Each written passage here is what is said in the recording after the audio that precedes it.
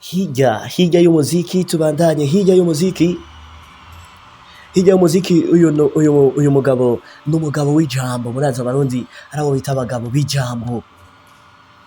Umugabo w'ijambo aho yabonetse muri speech mu majambo ya president w'iki gihugu Nelson Mandela ubwo yahabwa agashimwe ka Freedom of the City. Niwe yashikirije agashimwe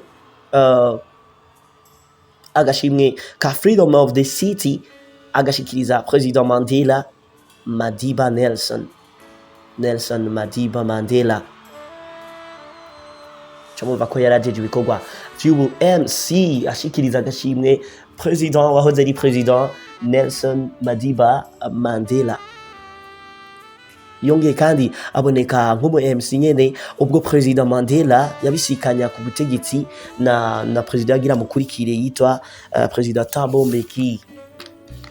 Chamumva ko umuntu leta irinde ivuga ati twebwe umuntu dukeneye kwaza kugira bino birori kwanema bino birori abe Mutama Benjamin Dube. Mucamumva ko asidina n'umugabo w'ijambo yubahwa wijunje n'ijambo.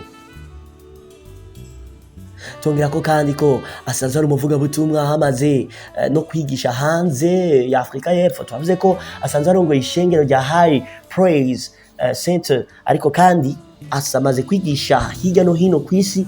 Aha twohera mu gihugu cyo cya Afrika y'Epfo tukabandanya mu mashengero atandukanye nk'ishengero rya Bishop T.D. Jakes muri Leta Zunze Ubumwe za Amerika, ishengero rya John Francis, ishengero rya Tudor Bismarck.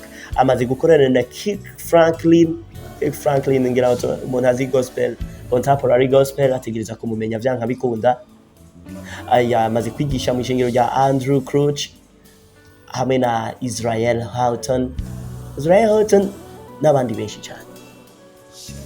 Ku giti ciwe arongoye label. Ndashaka tugende turatahura neza uyu mugabo. Tumvise ko arongoye ishengero, tumvise ko ari umuvuga butumwa, tumvise ko afise na leta ihora imwikora ko mu bikorwa bimwe kandi atari umunyepolitike. Avuga ko ku giti ciwe arongoye label yatanguje ya Dube Connection. Iyi Dube Connection ni label irimwo studio, bien sûr irimo amateleviziyo n'ibiki vyose, irimwo ibikoresho vyo mu mashengero. Ikaba ariyo ikoreramwo Sony BMG na Spire Music.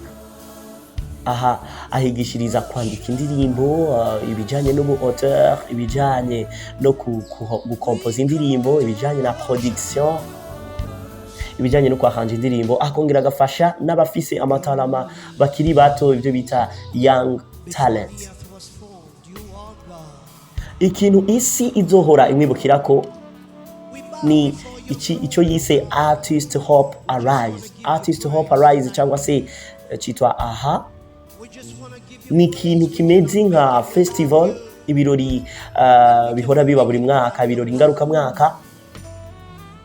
Muzohora mumubona kenshi ari mu bikorane birimo abapastori benshi, birimo abaririmbyi benshi, baba bicaye imbere, hari imbere bapresenta, batumiye abaririmbyi batandukanye bo kw'isi, ariko kandi berekana amatala y'umwaka.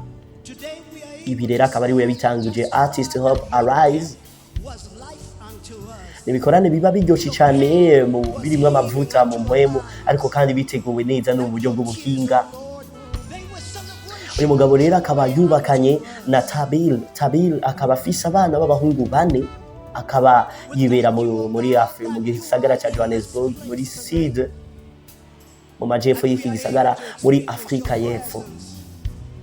Akaba ari umwe mu baririmbyi ba gospel batunze cyane ku mugabane wa Afrika. Tuvuze batunze cyane, ukwiye kubyumva neza, kuko muribuka ubushize twavuze kuri Steve Crown wewe ubutunzi bwe bwangana n'ibihumbi 90 by'amadolari ya Amerika. Ariko uyu mugabo Benjamin Dube mu 2013 amafaranga yiwe yaharugwa mu miliyoni 110 z'amadolari y'abanyamerika. Cyo wumva aho hari mu gihugu mu mwaka wa 2013, cyo mwibaza no musirira ya mafaranga hageze. Tumumva ko no umwe mu ba artiste ba gospel muri Afrika batunze cyane.